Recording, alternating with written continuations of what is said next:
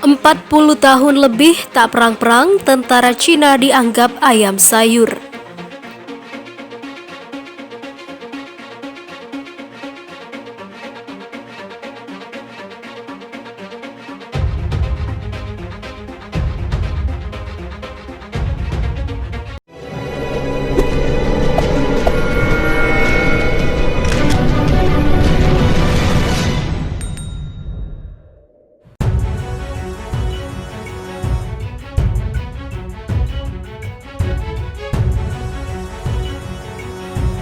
Setelah analisa kurangnya kualitas pasukan, ada anggapan lain yang membeberkan data lain soal kelemahan pasukan Tentara Pembebasan Rakyat Cina atau PLA.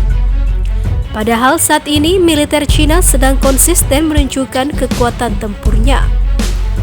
Dalam berita sebelumnya, FIFA Militer mengutip laporan dari Hindustan Times yang membeberkan fakta bahwa pasukan militer Cina punya kelemahan dalam hal kualitas pasukan. Meski secara keseluruhan Cina mengalami peningkatan kekuatan dan kualitas sistem utama persenjataan, namun tak berbarengan dengan kemampuan para prajuritnya. Bahkan Tentara Pembebasan Rakyat Cina harus memperbaharui sistem perekrutan prajuritnya dengan fokus tak hanya pada masyarakat umum, akan tetapi dengan iming-iming gaji yang tinggi, para mahasiswa dengan disiplin ilmu teknis jadi prioritas utama. Ternyata bukan itu titik lemah pasukan Tentara Pembebasan Rakyat Cina. Pengalaman tempur yang kurang jadi salah satu hal yang bisa dimanfaatkan oleh musuh-musuhnya, terutama Amerika Serikat. Seorang analis riset untuk program studi Cina, The Takasisila Institution, Bengaluru, Suyas Desai, melihat titik rapuh militer Cina yang disebabkan oleh 3 hal. Yang pertama adalah penyakit perdamaian atau Heping Bing, kebiasaan di masa damai Heping Jixi, dan masalah perdamaian Heping Jibi. Desai menilai bahwa pasukan Tentara Pembebasan Rakyat Cina saat ini kurang memahami pertempuran modern. Pasalnya terkait kali ini pasukan Cina berperang adalah pada 1979. Itu terakhir kali pasukan Cina melakukan perang di Perang Sino-Vietnam. Perang Sino-Vietnam terjadi di perbatasan Cina-Vietnam, tepatnya di 3 wilayah, Provinsi Cao Bang, Vietnam, dan Lang Son, Vietnam, dan Kepulauan Spratly yang berhasil direbut oleh Cina. Menurut data yang dikutip dari FIFA Militer dari Global Security, ada ratusan ribu pasukan Tentara Pembebasan Rakyat Cina dikerahkan ke perbatasan Vietnam. Atas komando Deng Xiaoping, pemimpin tertinggi Cina saat itu.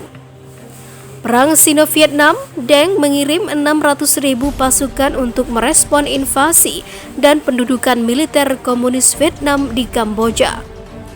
Tak hanya itu, Tentara Pembebasan Rakyat Cina saat itu juga diperkuat ratusan tank dengan perkiraan mencapai 400 hingga 550 unit. Meski Cina mengklaim memenangkan peperangan, Vietnam punya data dan menganggap mampu mengalahkan pasukan Cina. Akan tetapi kekuatan Tentara Pembebasan Rakyat Cina saat ini jelas berbeda dengan pada saat Perang Sino-Vietnam.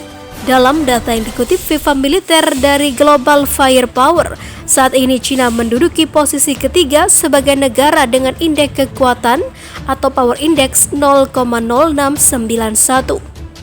Pada tahun 2020, data mencatat Tentara Pembebasan Rakyat Cina memiliki 2,69 juta personel yang terdiri dari 2,18 juta personel aktif dan 510.000 pasukan cadangan. Sementara itu, fakta terbongkar, tentara Cina masih banyak yang gaptek alias gagap teknologi. Peningkatan kekuatan tempur Tentara Pembebasan Rakyat Cina atau PLA yang begitu pesat membuat Amerika Serikat gusar.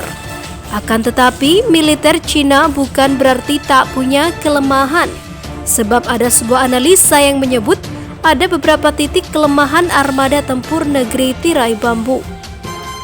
Menurut data yang diperoleh dari Viva Militer dari Global Firepower, Cina adalah salah satu dari 3 negara dengan kekuatan militer terbesar di dunia, dengan jumlah personel terbanyak. Saat ini Cina memiliki 2.693.000 yang terdiri dari 2,18 juta personel aktif dan 510.000 pasukan cadangan. Jutaan prajurit yang dimiliki militer Cina terbagi ke dalam 5 matra: Angkatan Darat, PLA Ground Force, Angkatan Laut, PLA Navy, Angkatan Udara, PLA Air Force, dan pasukan roket atau PLA Rocket Force, dan pasukan dukungan strategis atau PLA Strategic Support Force. Dengan kekuatan personel dan sejumlah artileri canggih, jelas armada militer Cina sangat disegani oleh negara-negara lain termasuk Amerika Serikat. Akan tetapi faktanya tak semua personel militer Cina punya kualitas yang mumpuni dalam mengoperasikan senjata-senjata berteknologi tinggi di 3 matra: Angkatan Laut, Angkatan Udara, dan pasukan dukungan strategis. Menurut Hindustan Times yang dilaporkan dikutip Viva Militer, strategi perekrutan tentara pembebasan rakyat Cina saat ini diubah dari yang tadinya membuka penerimaan dari masyarakat umum, sekarang difokuskan kepada mahasiswa dari sejumlah universitas yang punya keterampilan khusus dalam hal teknis. Dari yang tadinya membuka penerimaan dari masyarakat umum, sekarang difokuskan kepada mahasiswa dari sejumlah universitas yang punya keterampilan khusus dalam hal teknis.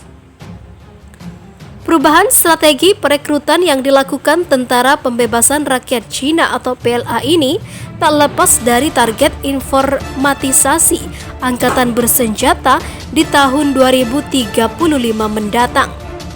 Hal ini sudah diumumkan langsung oleh Presiden Cina Xi Jinping pada Kongres Partai Komunis Cina atau CPC pada tahun 2017 yang lalu. Meski demikian, taktik perekrutan baru ini bukan tanpa masalah. Xi Jinping yang juga menjabat sebagai Ketua Komisi Militer Pusat Cina atau CMC disebut sudah menjanjikan bayaran tinggi untuk calon personel dengan pendidikan tinggi. Akan tetapi, tak semua orang mau menerima tawaran itu. Sementara di sisi lain, fakta menyebut bahwa Tentara Pembebasan Rakyat Cina atau PLA ini masih kekurangan tenaga ahli yang terampil untuk mengoperasikan peralatan yang berbasis teknologi canggih.